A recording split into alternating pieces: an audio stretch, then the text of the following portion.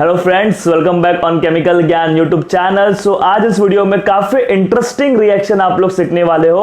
उस रिएक्शन का नाम है soda lime decarboxylation reaction. In soda lime decarboxylation reaction, we will prepare alkane using sodium salt of carboxylic acid. We have already prepared alkane using carbonyl compound, using unsaturated compound and alkyl halide. आज जो बनाने वाले हैं वो sodium salt of carboxylic acid से। देखो, sodium salt of carboxylic acid के आपको दो रिएक्शन है, एक कोल्ब्स रिएक्शन है और एक सोडा लाइम डीकार्बोक्सिलेशन, एंड दोनों ही इंटरेस्टिंग और इंपॉर्टेंट रिएक्शन है। So be focused, be ready with your book and pen and note everything properly. So let's start this soda lime decarboxylation reaction. तो बात हम लोग किससे कर रहे हैं? From sodium salt of carboxylic acid, sodium salt of carboxylic, sodium potassium acid, sodium salt of carboxylic acid. इसमें हम लोग जो पहला रिएक्शन आज पढ़ेंगे, soda lime decarboxylation reaction. Soda lime decarboxylation reaction, soda lime decarboxylation reaction. So what is decarboxylation? Decarboxylation का मतलब आपको पता होना चाहिए। इसका मतलब होता है removal of carbon dioxide, removal of carbon dioxide. चलो ये रिएक्शन समझते हैं कैसे होता है। एक रिएक्शन देखते हैं। जैसे कि इधर मैंने ले लिया sodium salt of carboxylic acid, sodium salt of carboxylic acid, उसका रिएक्शन मैंने करवाया NaOH यानी सोडा लाइम के साथ। NaOH एंड कैल्शियम ऑक्साइड के, इन दोनों के मिक्सचर को सोडा लाइम बोलते हैं। क्या बोलते हो? Soda lime. जब इसके साथ मैंने रिएक्शन कराया तो देखो इधर से क्या निकलेगा, Na2, सोडियम कितने बार निकला? 2 बार निकला, तो Na2 एक कार्बन है, यस, तो C, 3 बार ऑक्सीजन है तो O3, Na2CO3 निकल गया, सोडियम कार्बोनेट। और इधर R बचा, इधर क्या बचा? H बता, यानी ये क्या बचा? RH। ये तो बन गया अल्केन, बन गया कि नहीं? So sodium salt of carboxylic acid से आपको क्या मिला? अल्केन मिला। तो ये रिएक्शन में आप अल्केन बनाओगे। अब इधर क्या आपको आप देख सकते हो, जो CO2 ग्रुप था, CO2 ग्रुप वो निकल गया ना। CO2 ग्रुप क्या हो गया? निकल गया। तो रिमूवल ऑफ CO2 को आप क्या बोलोगे? Decarboxylation reaction. Removal of CO2 को क्या बोलना है? डीकार्बोक्सिलेशन। जिसके दिख रहा है आपको CO2 निकल गया, इसलिए इसको आप डीकार्बोक्सिलेशन बोलते हो। इसमें जो आप sodium salt of carboxylic acid लोगे, जो अल्केन बनेगा वो एक कार्बन कम होगा। इसमें आप देख सकते हो 2 कार्बन था। अगर इसको मैं एसिटिक एसिड ले लूं, CH3CO, सोडियम एसिटेट ले लूं, तो आप देख सकते हो एक कार्बन तो कम हो गया, तो इधर CH3 और H मतलब मीथेन बनता। मतलब लेफ्ट टू राइट जाओगे तो प्रोडक्ट में जो है नंबर ऑफ कार्बन क्या होगा? कम होगा। एक कार्बन, कितना कार्बन? एक कार्बन। Is it clear? क्यों? क्योंकि CO2 निकल रहा है ना, इसलिए। चलो अभी सोडा लाइम क्या होता है ये समझते हैं। सोडा लाइम होता क्या है? Soda lime is nothing but mixture of NaOH and calcium oxide, mixture of NaOH and calcium oxide. इन दोनों के मिक्सचर को आप क्या बोलते हो? सोडा लाइम बोलते हो। एक और इसका रिएक्शन देखते हैं, फिर इसका मैकेनिज्म डिस्कस करेंगे। तो कभी भी आपको कोई भी sodium salt of carboxylic acid दिखाई दे, NaOH और एरो के ऊपर कैल्शियम ऑक्साइड। अब कैल्शियम ऑक्साइड का क्या यूज है, NaOH का क्या यूज है, हम लोग सब डिस्कस करेंगे। Don't worry about that. Just अभी रिएक्शन समझो, आप लोग रिएक्शन समझो। ये देखो क्या होगा, इधर से CO2 ये पूरा इतना निकाल देने का, COONA, और इधर से NaO निकाल दो, Na2CO3 निकल गया। इधर क्या बचा? H, वो H को इसके साथ जोड़ दो, यानी CH4 प्लस Na2CO3। इसका नाम है methane. Is this clear to all of you? Reaction just आपको पता होना चाहिए, आपको ये हटा देना है। अब हम लोग बात करेंगे मैकेनिज्म, और मैकेनिज्म में डिस्कस करेंगे इंटरमीडिएट के बारे में। देन इंटरमीडिएट से क्वेश्चन सॉल्व करेंगे, हर एक चीज पढ़ेंगे, आप लोग फोकस करते रहो। तो मैकेनिज्म स्टार्ट करते हैं। सबसे पहला आप क्या लेते हो ना, एक कार्बोक्सिलिक एसिड लेते हो। जैसे कि मैंने ले लिया कार्बोक्सिलिक एसिड यानी एसिटिक एसिड ले लिया। उसका रिएक्शन जब मैंने सोडियम हाइड्रोक्साइड के कराया तो एसिड और बेस क्या देंगे? सॉल्ट देंगे, CH3COONA प्लस H2O, यानी sodium salt of carboxylic acid आपको मिला। Is this clear? Sodium acetate. ये फर्स्ट स्टेप हो गया। सेकंड स्टेप क्या होगा, ये जो सोडियम एसीटेट है CH3C double bond OO minus और Na+, आपको पता है ये सॉल्ट है ना, तो सोडियम के ऊपर +1 तो एसीटेट के ऊपर -1। इन प्रेजेंस ऑफ NaOH, समझ रहे हो, इन प्रेजेंस ऑफ NaOH इधर से Na+ निकलेगा and you will get acetate ion. आपको क्या मिलेगा, एसीटेट आयन मिलेगा और इधर से क्या बनेगा, Na+। ये NaOH की वजह से रिएक्शन आगे की तरफ बढ़ रहा है, NaOH की वजह से रिएक्शन आगे की तरफ बढ़ रहा है। चलो अभी एसीटेट मिल गया, थर्ड स्टेप में क्या होगा, रिमूवल ऑफ CO2 हो जाएगा, CH3C double bond O-। Don't you think, देखो इसके ऊपर थोड़ा पॉजिटिव डेवलप्ड होगा बिकॉज इसके साथ कौन जुड़ा हुआ है, ऑक्सीजन जुड़ा हुआ है। हाँ, लोन पेयर सिग्मा पाई भी दिख रहा है, तो इधर क्या होगा ना, ऐसा कुछ होगा, इधर से इलेक्ट्रॉन देगा तो ये वाला कार्बन इधर से इलेक्ट्रॉन ले लेगा, तो CO2 निकल जाएगा ना, C double bond O, CO2 निकल गया -CO2। Are you getting this? तो removal of carbon dioxide takes place, that's why we call it as decarboxylation reaction. बात समझो, ये इधर से इलेक्ट्रॉन इसने दिया और ये वाला इलेक्ट्रॉन खींच लिया एंड यू गॉट CH3-। आपको क्या मिला, CH3- मिला। अब CH3- मिला, अब इसको आप क्या दे दो, H+ दे दो, क्या दे दो, H+ दे दो। इस CH3- को H+ मिल जाए तो बात बन जाए, यस को H+ मिल गया and CH3- and CH4। Is this clear to all of you, कैसे रिएक्शन हुआ? Is this clear? सबसे पहला क्या होता है, जो एसिड है, एसिड से जो H+ निकला था वही H+ वाटर के साथ बना था, वही वाटर क्या करता है, उसको H+ ला के देता है। बात समझ रहे हो? तो एसिड और बेस रिएक्ट करके सॉल्ट बना है, फिर सॉल्ट में से क्या हुआ, Na+ रिमूव हुआ और आपका एसीटेट आयन बचा। एसीटेट आयन ने क्या किया, CO2 को निकाला, जिसकी वजह से एंट्रोपी बढ़ा ना, एंट्रोपी बढ़ा, स्पॉन्टिनिटी बढ़ी, इसलिए उसने CO2 को निकाला। जब भी CO2 ऐसा निकलता, ऐसा दिखाई दे आपको तो समझ जाना CO2 निकलेगा। CO2 निकल गया, क्या बचा, कार्बन आयन। इंटरमीडिएट जो बना उसका नाम क्या है, कार्बन आयन। याद कर लो, सोडा लाइम डीकार्बोक्सिलेशन रिएक्शन में the intermediate formed is carbon ion. Are you getting this? अब देखो वाटर जो बना था, ये जो वाटर बना था, वो वाटर क्या करेगा, इसको H+ लाके दे देगा, CH3- and H+ will give CH4। आपको क्या चाहिए था, अल्केन चाहिए था and you got. Is this clear to all of you? तो इसको प्रॉपर्ली नोट करो। नेक्स्ट स्लाइड में हम सीखेंगे, कुछ रिएक्शन सीखेंगे, इससे interesting. So in last slide we have discussed the mechanism of the reaction.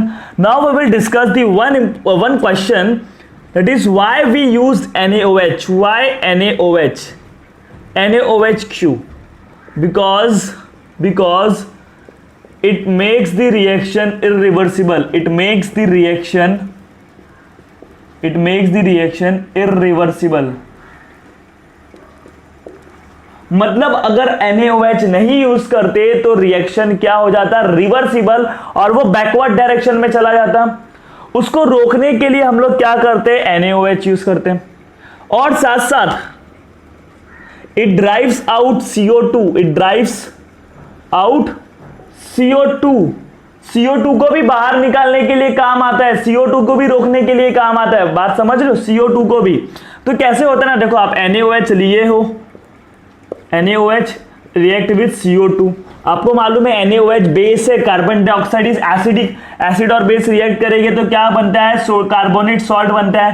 Carbon dioxide जब भी किसी भी बेस के साथ रिएक्ट करता है कार्बोनेट सॉल्ट बनता है। ये चीज आपको पता होना चाहिए बैलेंस करने के लिए। Na2 आप बैलेंस कर लो ना, समझ रहे हो, वाटर बनेगा। चलो ठीक है, आपको देख रहे हो जो कार्बन डाइऑक्साइड निकला था, आप मैकेनिज्म में देखे थे, कार्बन डाइऑक्साइड निकलने के बाद जो कार्बन आयन बन रहा था, तो ये कार्बन डाइऑक्साइड कहां जाता है, आपने मेन रिएक्शन में देखा कि कार्बन डाइऑक्साइड सोडियम कार्बोनेट बन जाता है, यस। तो वो जो कार्बन डाइऑक्साइड निकला था, it reacts with sodium hydroxide and form sodium carbonate. Are you getting this? तो ये क्या कर रहा है, CO2 को रोक रहा है, CO2 को पकड़ ले रहा है, रिएक्ट कर ले रहा है, क्योंकि CO2 वापस इंटरफेयर ना करे रिएक्शन में। आप बात समझ लो, रिएक्शन में इंटरफेयर ना करे, इसलिए CO2 को पकड़ लेते हैं। Same YCAO, why calcium oxide quick lime क्यों यूज करते हैं, सेम रीजन है, वो भी क्या करता है, it drives out CO2, it converts CO2 into calcium carbonate. ये दोनों रिएक्ट करके क्या बना लेते हैं, कैल्शियम कार्बोनेट बना लेते हैं। तो ये दो चीज क्वेश्चंस आपके दिमाग में चलते हैं, why NaOH and why calcium oxide. Is this clear to all of you? तो चलो इसको भी नोट कर लो। अब हम बात करेंगे रिएक्शंस के बारे में, इसको नोट कर लो fast.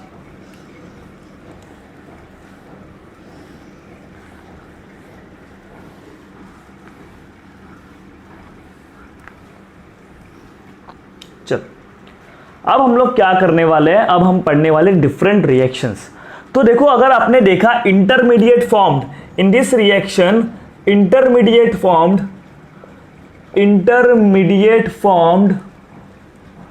Is carbon ion, intermediate formed is carbon ion. Order of stability of carbon ion आपको पता है 1 degree carbon ion is more stable than 2 degree carbon ion is more stable then 3 degree carbon ion, ये आपको पता होना चाहिए। और जिसको नहीं पता है कार्बन आयन कार्बोकेटायन, तो मेरा रिएक्शन इंटरमीडिएट्स के वीडियो देख सकते हैं, उधर से आप लोग बेसिक क्लियर कर लो, जनरल ऑर्गेनिक केमिस्ट्री और रिएक्शन इंटरमीडिएट दोनों के वीडियो मैंने बना के रखे हैं, तो आप जाके उधर से अपने बेसिक क्लियर कर लो, तो आपको ये चैप्टर और भी अच्छा लगेगा। Intermediate formed is carbon ion 1 degree 2 degree 3 degree, ये ऑर्डर ऑफ स्टेबिलिटी होता है। तो एक क्वेश्चन, जनरल क्वेश्चन मैं आपसे पूछता हूं, CH3 COOH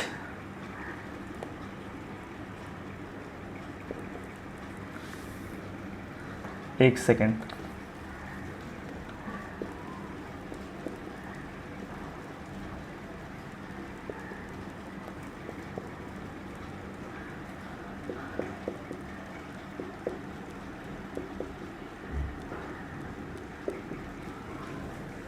ये तीन आपके पास डिफरेंट एसिड है, ध्यान से देखोगे तो this is 1 degree acid, this is 2 degree acid and this is 3 degree acid. क्योंकि फंक्शनल ग्रुप जिस कार्बन से जुड़ा है वो 2 कार्बन से जुड़े हैं, इसलिए इसको 2 डिग्री। देखो डिग्री के बारे में भी समझ लो, ये फंक्शनल ग्रुप है कार्बोक्सिलिक एसिड, आपने 10th स्टैंडर्ड में ही सीखा होगा, this is a functional group. तो ये फंक्शनल ग्रुप जिस कार्बन से जुड़ा होता है, जिस कार्बन से जुड़ा होता है उसको आप क्या बोलते हो, उस कार्बन को देखो और उससे पूछो वो कितने कार्बन से जुड़ा है। ये देखो किससे जुड़ा हुआ है, इससे जुड़ा हुआ है, ये किसी से जुड़ा है क्या, नहीं, तो ये 0 डिग्री या 1 डिग्री बोल सकते हो। इसको देखोगे तो ये इससे जुड़ा हुआ है, ये 2 से जुड़ा हुआ है, इसलिए इसको मैं 2 डिग्री बोलूंगा। इसको देखो और इससे पूछो, इसको देखा आपने फंक्शनल ग्रुप को, फंक्शनल ग्रुप से जुड़े हुए कार्बन को देखो, इस कार्बन को पूछो कितने से जुड़ा हुआ, वो बोलेगा 1 2 3, इसलिए मैं 3 डिग्री और ये 1 डिग्री 0 डिग्री। क्लियर हो गया।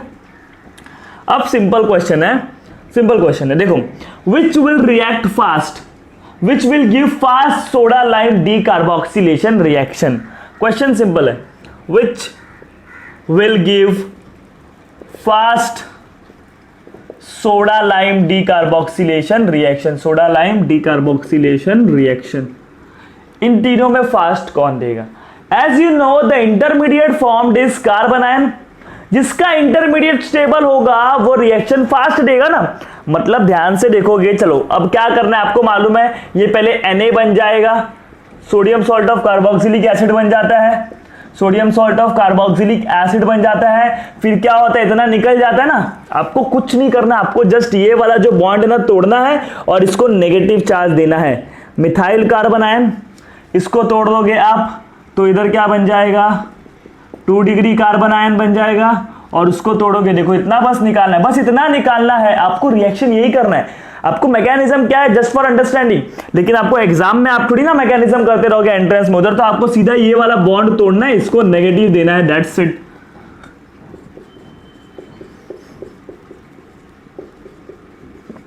चलो, इज दिस क्लियर।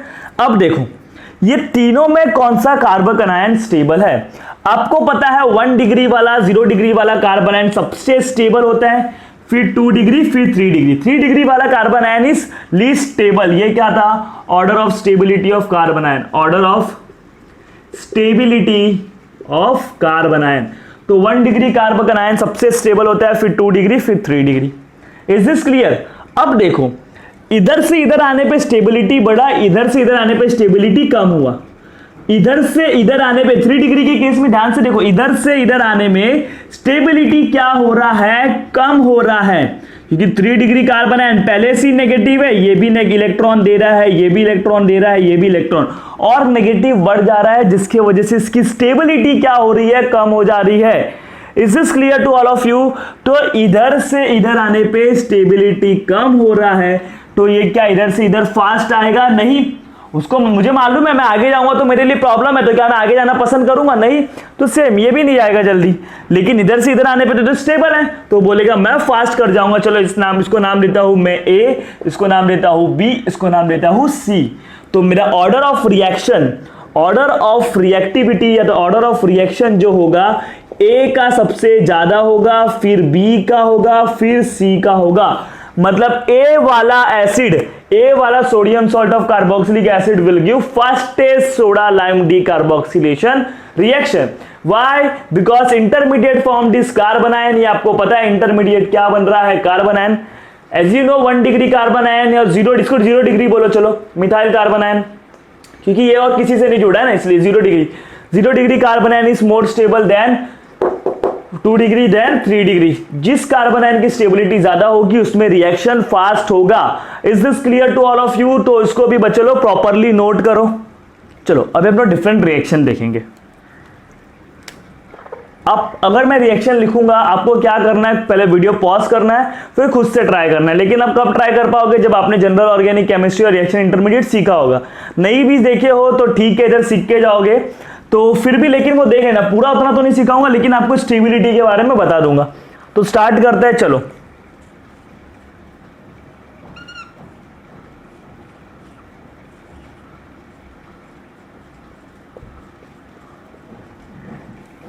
ये कार्बोक्सिलिक एसिड है, this is second carboxylic acid and this is third carboxylic acid।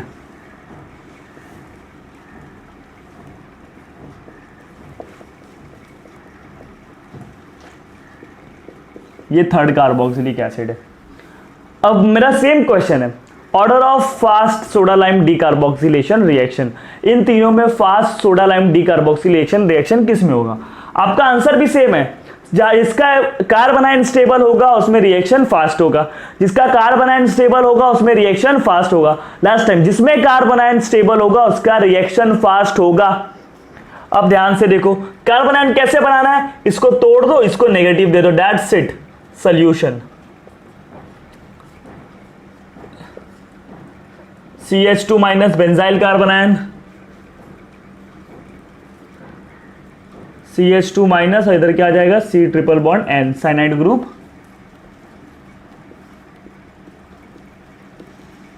इधर क्या आ जाएगा, OCH3 आ जाएगा।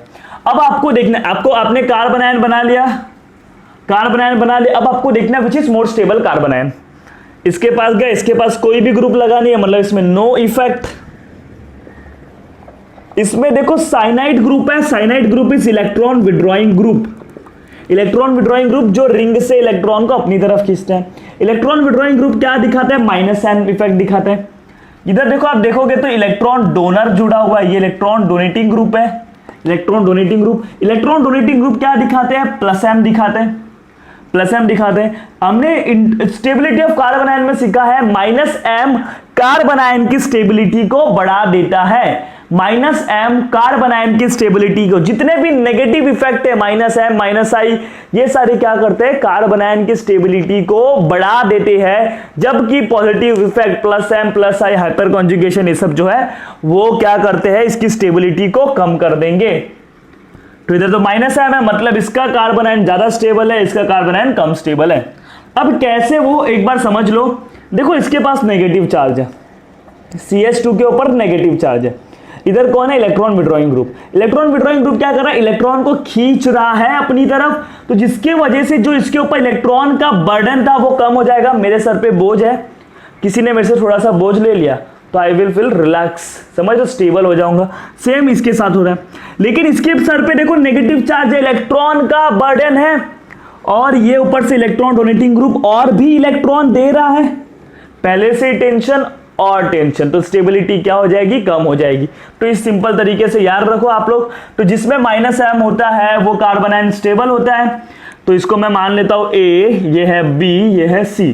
तो कार्बन आयन की स्टेबिलिटी देखोगे तो आप B वाला सबसे स्टेबल है, फिर A वाला, फिर C वाला। ये क्या है, कार्बन आयन की स्टेबिलिटी, कार्बन आयन की स्टेबिलिटी का ऑर्डर है। तो ऑर्डर ऑफ रिएक्शन का क्या होगा, जिसमें कार्बन आयन स्टेबल B, फिर A, फिर क्या होगा C। यही ऑर्डर होगा, जितना ज़्यादा स्टेबल कार्बन है उतना ही फास्ट क्या होगा, रिएक्शन होगा, order of reaction. Is this clear to all of you? चलो एक और एग्जांपल देखते हैं हम लोग।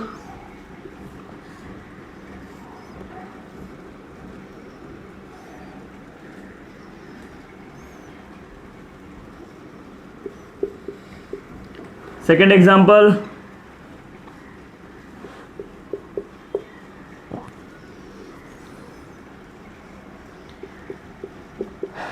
तो देखो ये तीनों आपके पास क्या है, sodium salt of carboxylic acid है। इसका नाम है ए, इसका नाम है बी, इसका नाम है सी।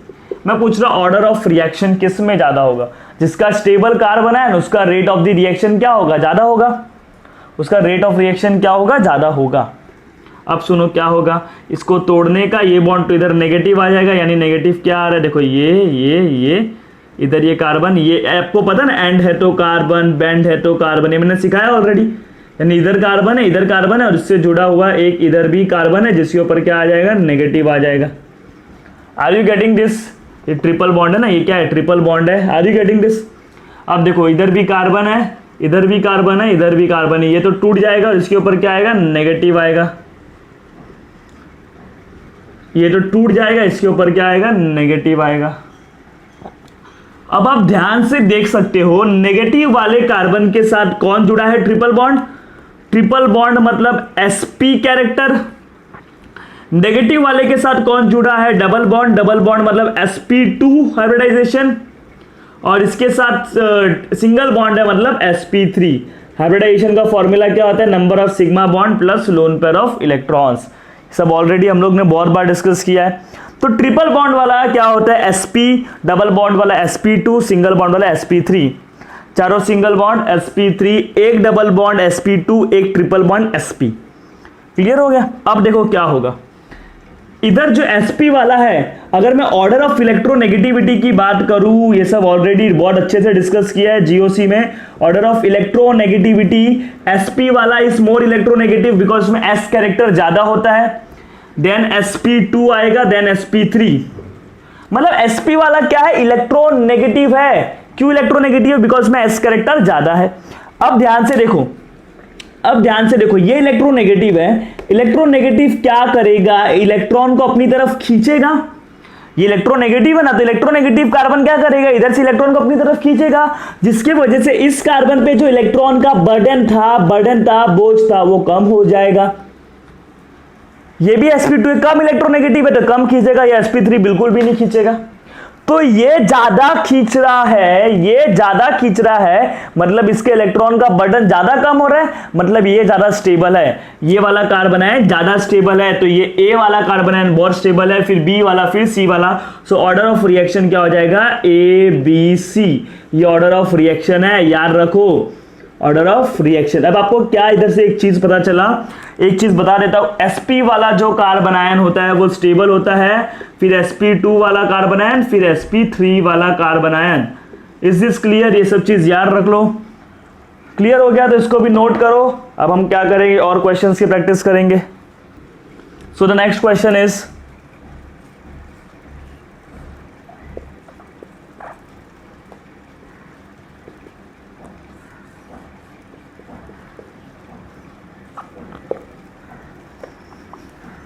ये Cl है,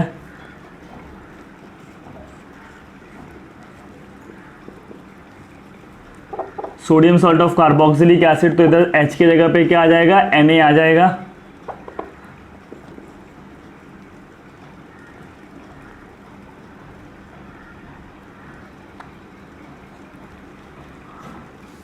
चलो अब ये तीनों में which will give fast soda lime decarboxylation reaction. आप क्या करना है, आपको कार्बन आयन बनाना, this is A, this is B and this is C. Carbon ion बनाओगे, कार्बन आयन बनाओगे तो क्या बनाओगे, इसको निकालोगे।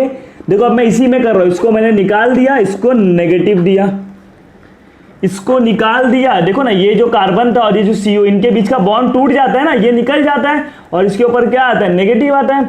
वैसे इसके ऊपर भी क्या आएगा, ये बॉन्ड टूटेगा और इसके ऊपर क्या आएगा, नेगेटिव आएगा। इतना क्लियर है? अब देखो इधर कौन है, नाइट्रो। नाइट्रो मतलब क्या, electron withdrawing group. Electron withdrawing group क्या दिखाता है, -I इफेक्ट। इधर क्लोरीन है, क्लोरीन मतलब क्या, इलेक्ट्रॉन विड्रॉइंग ग्रुप है, ये भी क्या दिखाएगा, -m, बिकॉज क्लोरीन की इलेक्ट्रॉन नेगेटिविटी ज्यादा है। इधर कोई ग्रुप नहीं है, लेकिन आप देखोगे तो पाई सिग्मा नेगेटिव, तो इधर कॉन्जुगेशन है पाई सिग्मा नेगेटिव, कॉन्जुगेशन है तो इधर क्या होगा, रेजोनेंस होगा, क्या होगा, रेजोनेंस होगा। अब ये तीनों में सबसे ज्यादा स्टेबल कार्बन आयन कौन सा है, सी वाला स्टेबल है, बिकॉज उसमें क्या हो रहा है, resonance stabilized carbanions are more stable than carbon ion showing -I effect. इन सब में -I इफेक्ट हो रहा है, ये सब चीज आपको सीखना है अच्छे से, तो वीडियो देख लेना, जीओसी और रिएक्शन इंटरमीडिएट्स के, आप सीख जाओगे। तो रेजोनेंस हो रहा है, तो resonance stabilized carbon ion is more stable than carbon ion stabilized by -I effect. तो ये वाला सबसे स्टेबल कार्बन आयन है, सी वाला सबसे स्टेबल है, इसलिए इसमें क्या होगा, सबसे ज्यादा फास्ट होगा सोडा लाइम डीकार्बोक्सिलेशन, फिर होगा किसमें, ए वाले में, फिर होगा बी वाले में। अब बोलोगे सर ये भी तो -I दिखा रहा है, ये भी -I दिखा रहा है, बट इसका -I इफेक्ट ज्यादा होता है because it is strong electron withdrawing group as compare to halogen, strong electron withdrawing group as compare to halogen. वो नाइट्रोजन, जो नाइट्रो है वो इलेक्ट्रॉन ज्यादा खींच रहा है, जब ज्यादा इलेक्ट्रॉन खींचेगा तो इसका बर्डन बहुत कम हो जाएगा, समझ रहे हो, कम हो जाएगा कि नहीं, मतलब ये ज्यादा स्टेबल हो जाएगा। Are you getting this? Electron negativity का अगर आप देखोगे, इलेक्ट्रॉन विड्रॉइंग ग्रुप का ऑर्डर देखोगे तो नाइट्रो वाले का ज्यादा होता है हैलोजन से। Is this clear? Is this clear? तो ये हमारा थर्ड क्वेश्चन था। अब हम एक लास्ट क्वेश्चन, तो इस देखो अब एक लास्ट क्वेश्चन है, इसके बारे में डिस्कस करते हैं, ये थोड़ा इंटरेस्टिंग है।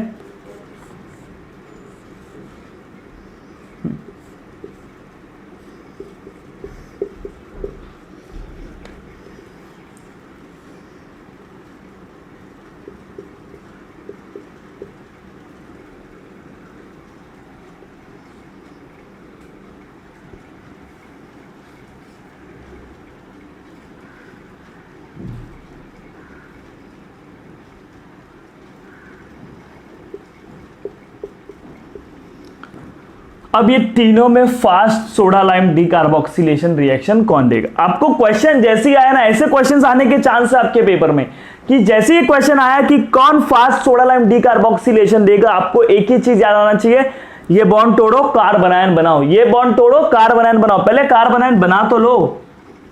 तो चलो मैंने कार्बन आयन बना लिया, ये इसको तोड़ूंगा, इसको नेगेटिव दूंगा, ये पूरा निकल जाएगा, ये वाले कार्बन को क्या आएगा, नेगेटिव आएगा। चलो इसको भी पूरा तोड़ के इसके ऊपर क्या आएगा, नेगेटिव आएगा। मैकेनिज्म में आपने देखा है क्या बन रहा था, कार्बन आयन, और इसको अगर मैं तोड़ूंगा क्या आ रहा है, नेगेटिव आ रहा है। अब द क्वेश्चन, सबसे पहला आपको कार्बन आयन बना लिए, अब देखो कार्बन आयन स्टेबल कौन है, ये हमने सीखा है एरोमेटिसिटी के लेक्चर में। क्लियर हो गया? तो एरोमेटिसिटी के लेक्चर में हम लोगों ने देखा था कि एरोमेटिसिटी निकालते कैसे हैं, मतलब whether the given compound is aromatic, anti aromatic और नॉन एरोमेटिक। चलो अब देखो इसको, देखो ये साइक्लिक कंपाउंड है, यस, प्लेनार है, यस, रेजोनेंस होगा, yes, pi sigma lone pair, pi sigma lone pair, पाई सिग्मा नेगेटिव। देखो पाई सिग्मा नेगेटिव कॉन्जुगेशन है तो रेजोनेंस होगा, कॉन्जुगेशन है तो रेजोनेंस होगा। अब रेजोनेंस में कितने इलेक्ट्रॉन्स इन्वॉल्व हैं, एक पाई बॉन्ड, दो पाई बॉन्ड और नेगेटिव चार्ज। एक पाई बॉन्ड का मतलब दो इलेक्ट्रॉन, तो दो पाई बॉन्ड का मतलब चार इलेक्ट्रॉन, दो पाई बॉन्ड का मतलब चार इलेक्ट्रॉन और दो इलेक्ट्रॉन इस नेगेटिव चार्ज के, मतलब रेजोनेंस में कितने इलेक्ट्रॉन इन्वॉल्व है, 6 पाई इलेक्ट्रॉन। तो ऐसे कंपाउंड को हम लोग एरोमेटिक बोलते हैं, जिसमें अगर देखो ये हक्कल रूल फॉलो कर रहा है कि नहीं, 4n + 2 पाई इलेक्ट्रॉन के लिए हक्कल रूल फॉलो कर रहा है। n के जगह पे अगर मैं 1 रखूंगा तो 6 आंसर आएगा कि नहीं, for n is equal to 1, अब 6 आ जाएगा, n के जगह पे 1 रखो, मतलब ये कंपाउंड हक्कल रूल फॉलो कर रहा है। एरोमेटिसिटी में बताया था, जब भी 6 हो, 10 हो, 14 हो, तब उस कैसे कंपाउंड को आप क्या बोलते हो, एरोमेटिक। देखो ना, एक पाई बॉन्ड, दो पाई बॉन्ड और नेगेटिव चार्ज, यानी 6 pi electrons are involved in resonance, तो ऐसे कंपाउंड को आप क्या बोलते हो, एरोमेटिक। अब देखो क्या ये साइक्लिक है, यस साइक्लिक है, प्लेनार भी है क्या, इसमें देखो कॉन्जुगेशन है, पाई सिग्मा नेगेटिव, यस कॉन्जुगेशन है तो रेजोनेंस होगा। कितने इलेक्ट्रॉन्स इन्वॉल्व है, एक पाई बॉन्ड और 2 नेगेटिव के। एक पाई बॉन्ड मतलब 2 इलेक्ट्रॉन, एक बॉन्ड में 2 इलेक्ट्रॉन्स होते हैं और 2 नेगेटिव चार्ज, यानी टोटल 4 इलेक्ट्रॉन्स इन्वॉल्व है। जब जब 4 के मल्टीपल्स में इलेक्ट्रॉन्स इन्वॉल्व होते हैं उसको आप एंटी एरोमेटिक कंपाउंड बोलते हैं। क्या बोलोगे? Anti aromatic. जब जब 4 का मल्टीपल आएगा ना उसको आप क्या बोलोगे? एंटी। 4 हो गया, 8 हो गया, 12, 16, समझ? 4 का मल्टीपल आएगा उसको एंटी एरोमेटिक। अब ध्यान से देखो, इधर तो साइक्लिक भी है, प्लेनार तो नहीं है क्योंकि इधर देख रहे हो कॉन्जुगेशन नहीं है, मतलब ये क्या है? sp3 है।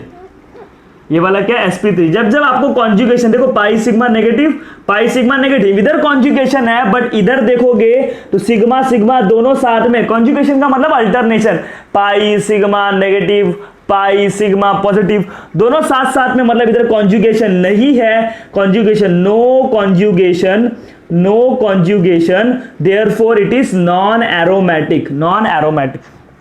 ये पता चल गया। अब इन तीनों में आपको ये पता चल गया ये एरोमेटिक है, ये एंटी एरोमेटिक है, नॉन एरोमेटिक है। अब which is more stable carbon ion, तो आपको मालूम है ऑर्गेनिक कंपाउंड में सबसे स्टेबल कौन होते हैं? एरोमेटिक, फिर होते हैं नॉन एरोमेटिक, फिर होते हैं एंटी एरोमेटिक। कौन होते हैं? Anti aromatic. मतलब इन सब में स्टेबल कार्बन आयन कौन है? ये वाला, ए वाला सबसे स्टेबल है। Order of stability of carbon ion ना, स्टेबिलिटी ऑफ कार्बन आयन क्या होगा? स्टेबिलिटी ऑफ कार्बन आयन क्या होगा? ए वाला सबसे स्टेबल है, ए वाला सबसे स्टेबल है, फिर सी, फिर बी, क्योंकि ये एरोमेटिक है इसलिए स्टेबल है। वो नॉन एरोमेटिक है और ये एंटी एरोमेटिक है। Anti aromatics are the least stable compounds. Clear हो गया? तो अभी मैं बात करूंगा order of reaction. Order of reaction मतलब सोडा लाइम डीकार्बोक्सिलेशन फास्ट कौन देगा? आप खुद सोचो, इधर से इधर आने पे ये स्टेबल हो रहा है, इधर से इधर आने पे आगे की तरफ बढ़ने पर वो स्टेबल हो रहा है, लेकिन ये क्या हो रहा है? अनस्टेबल हो रहा है। तो क्या ये जल्दी इधर से इधर आएगा? क्या नहीं आएगा? बोलेगा भाई मैं इधर ही खुश हूं। इधर आने के बाद उसको क्या हो रहा है? अनस्टेबिलिटी बढ़ रही है, तो बोलेगा नहीं भाई मैं इधर ही खुश हूं। मतलब ये जल्दी आगे की तरफ, इस तरफ रिएक्शन आगे बढ़ाएगा नहीं, जबकि ये बढ़ाएगा, ये तो बोलेगा मैं तो भाई स्टेबल हो जाऊंगा। क्लियर हो रहा है? तो ये वाला देखो, ये वाला ध्यान से देखो, ये पहले नॉन एरोमेटिक था, इधर भी कॉन्जुगेशन नहीं है, इधर भी कॉन्जुगेशन नहीं है, इधर भी कॉन्जुगेशन नहीं है। मतलब पहले तीनों कंपाउंड्स क्या थे? नॉन एरोमेटिक, लेकिन ये नॉन एरोमेटिक से एरोमेटिक बन रहा है। इधर से इधर आने पर ये एरोमेटिक बन रहा है, मतलब इसकी स्टेबिलिटी बढ़ रही है, तो वो इधर आएगा, जरूर आएगा, बोलेगा आने के बाद भाई स्टेबिलिटी बढ़ रही है। ये नॉन एरोमेटिक से एंटी एरोमेटिक, आपको पता है एंटी एरोमेटिक सबसे कम स्टेबल होते हैं, तो वो इधर से इधर नहीं आना चाहेगा। ये तो बोलेगा भाई आ जाओ कोई फर्क नहीं पड़ता, इधर भी नॉन एरोमेटिक हूं, इधर भी नॉन एरोमेटिक हूं। मतलब ऑर्डर ऑफ रिएक्शन ये वाला स्टेबल कार्बन आयन है, तो ए में जो है सबसे फास्ट होगा, फिर बी में होगा, फिर सॉरी बी में नहीं होगा, फिर सी में होगा, फिर किस में होगा? बी में। Is this clear to all of you कि कैसे सोडा लाइम डीकार्बोक्सिलेशन के रिएक्शन सॉल्व करने हैं और कैसे क्वेश्चंस बनने के चांसेस है इंटरमीडिएट के बेस पे? तो उसको भी आप लोग नोट कर लो। सो गाइस फाइनली हम लोग ने सोडा लाइम डीकार्बोक्सिलेशन रिएक्शन को कंप्लीट कर लिया। इस रिएक्शन में क्या क्या सीखा उसका क्विक रिवीजन कराता हूं। सबसे पहला हमने सीखा sodium salt of carboxylic acid से क्या बनता है? अल्केन बनता है। इसको डीकार्बोक्सिलेशन क्यों बोलते हैं? Because removal of CO2 takes place. Is it clear? फिर सोडा लाइम क्या होता है, NaOH और कैल्शियम ऑक्साइड का क्या यूज है, ये सब सीखा। फिर हम लोगों ने मैकेनिज्म के बारे में पढ़ा। मैकेनिज्म ने पता चला कि intermediate form this carbon ion, फिर उसके स्टेबिलिटी से रिलेटेड ये सारे क्वेश्चंस हम लोग ने सॉल्व किए। तो जितना भी पढ़ाया इस चीज को रिवाइज करो, इससे रिलेटेड क्वेश्चंस की प्रैक्टिस करो, और अगर आपको कुछ डाउट आता है तो आप मुझे इंस्टाग्राम पे मैसेज करके या आप कमेंट सेक्शन में मुझे डाउट पूछ सकते हो। अगर आपको वीडियो अच्छा लगा होगा तो वीडियो को लाइक करो, अपने फ्रेंड्स के साथ शेयर करो। Till then bye, take care and thank you so much for watching this video.